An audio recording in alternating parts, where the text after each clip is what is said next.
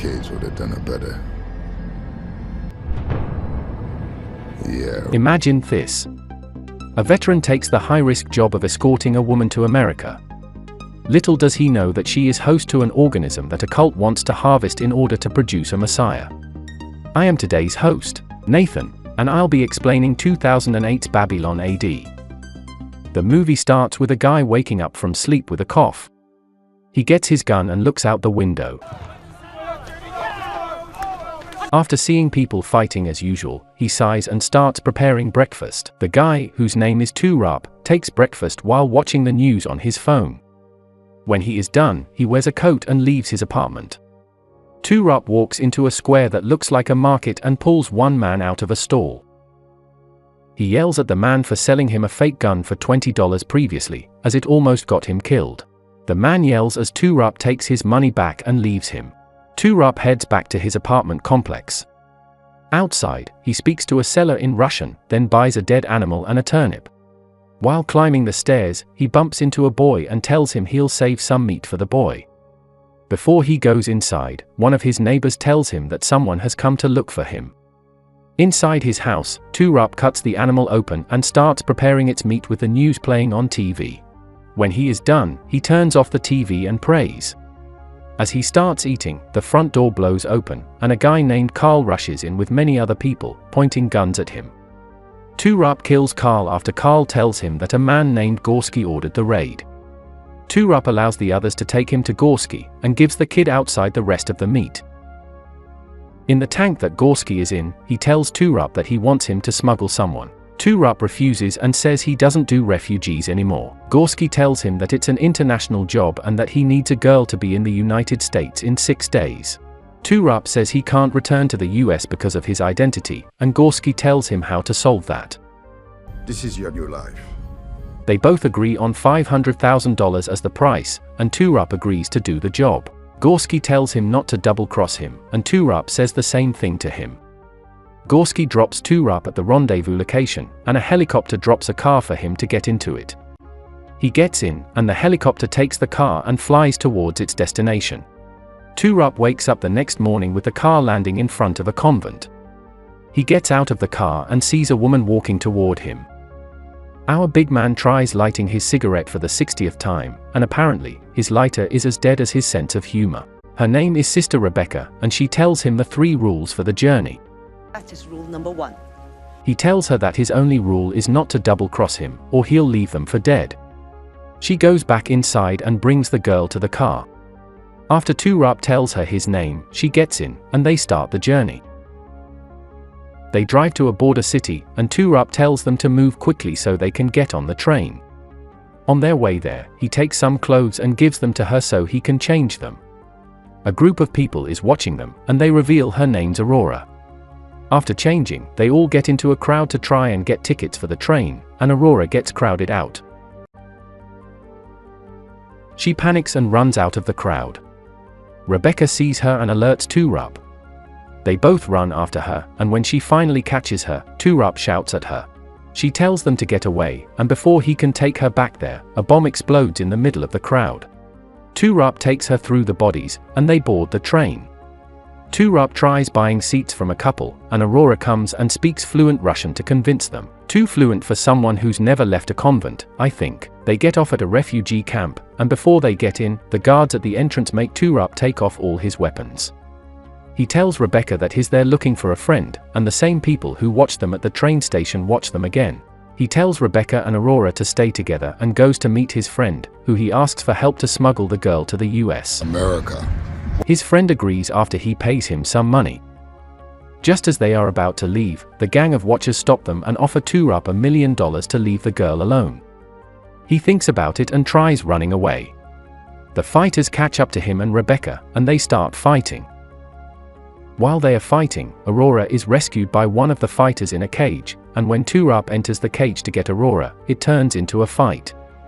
Toorop almost suffocates the fighter, but Aurora stops him because the match is over. When they open the cage, the watchers tell Aurora that her father sent them, and she falls for the lie and follows them. Toorop and Rebeka chase after them, and they get a gun from the guard outside. Before they can get away, Toorop shoots one of them dead, and Aurora goes back to him. They shout at each other, but she eventually hugs Rebeka, and Toorop promises to take her to New York. The next day, a crowd that involves all three of them is walking on the ice, and Toorop's friend, whose name is Finn, tells him that the ice is getting thinner and that not all of them will get into the boat. They stop, and a huge submarine comes out of the ice, and the people inside let nets down. The people outside start scrambling to get inside, and some people fall into the ice. When Aurora and Rebeka get in, the people inside start shooting the refugees because they have to start the journey. Aurora gets really worked up about the shooting and runs to the inside of the submarine. Rebeka and Toorop follow her, and they see her operating it. She points a gun at them and tells them that they have to go up and take the rest of them. Toorop takes the gun and holds her in his hands instead. She says that she can feel them dying, and she cries in pain before passing out. I guess she wouldn't be able to watch someone play God of War. While on the trip, Rebeka tells Toorop about how she met Aurora. She tells him that Aurora was an orphan, and she took her in, and watched over her ever since. She also says a doctor came to see her 3 months before and gave her a pill, and that made her slowly start to change.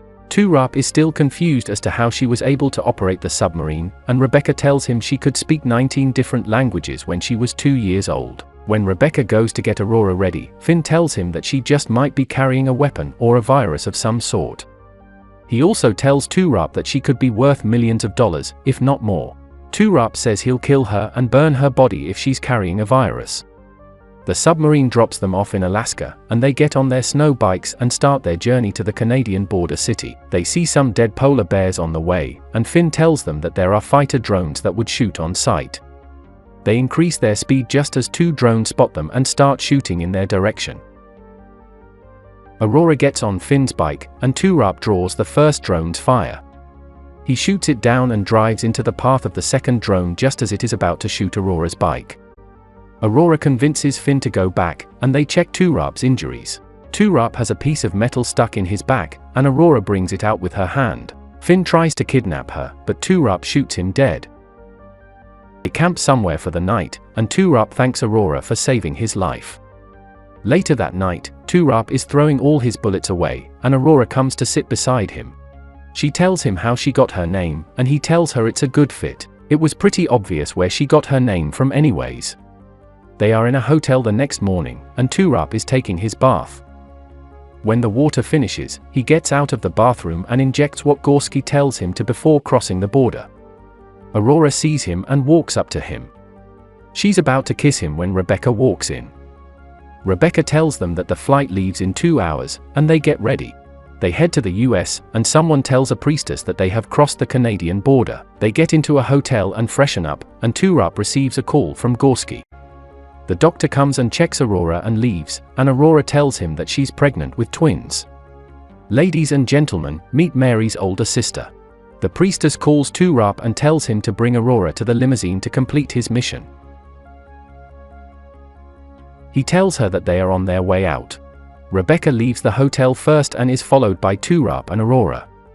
They head towards the limousine, and the door opens to show the doctor from earlier. Toorop is about to hand Aurora over, but then he changes his mind and shoots the guards around the limo.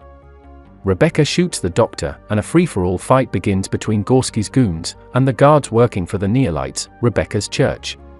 Toorop showcases his skills as a top mercenary and takes down multiple guards until someone fires a missile linked to the passport Toorop injected in his neck before crossing the border. He gets away from Aurora and Rebeka, and the missile heads for him at top speed. He manages to escape it in the last seconds and continues shooting guards down from there. Aurora gets up and walks into the gunfire. Rebeka is shot dead, and Aurora is still walking forward. Toorop rushes after her, killing the guards trying to point guns at her, and one guard fires another missile linked to Toorop before dying. Aurora turns to Toorop and tells him that she needs him to live before shooting him in the stomach. When Toorop wakes up, he's at an unknown location, and the same group of watchers from earlier in the film come to check on him. They reveal that he has a prosthetic leg now, alongside extensions on his arm, and they take him to see the doctor who helped him recover. The doctor claims to be Aurora's father. He tells Toorop that Aurora was a baby born with the complete knowledge of the world imprinted in her memory and that her mother is a supercomputer. He tells him that he thinks that Aurora had her reasons for killing him and that his brain recorded a little bit more information after he died. They check his memory and discover that Aurora asked him to go home after shooting him in the stomach. The priestess is very angry with her board members and is shouting at them when a subordinate tells her that Toorop's dead body was abducted from the morgue. She phones Gorski before heading to see Aurora's father and kills him with a nuclear missile.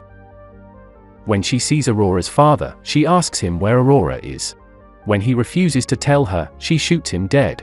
Toorop and the rest of the Watchers go to the address he described to Aurora as his home when they were in Canada. He tells them to wait outside and goes inside to check. When he sees her, he takes her hands and leads her outside. 6 months later, Aurora is shown heavily pregnant in the hospital with Toorop waiting beside the window. She opens her eyes and calls him.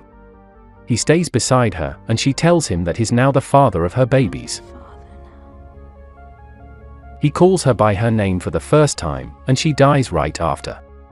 The movie ends with the cries of Aurora's baby in the background. Thank you for watching. Check out these other videos from Imagine This, and make sure to subscribe and tap the bell to be notified about our latest videos. See you next time.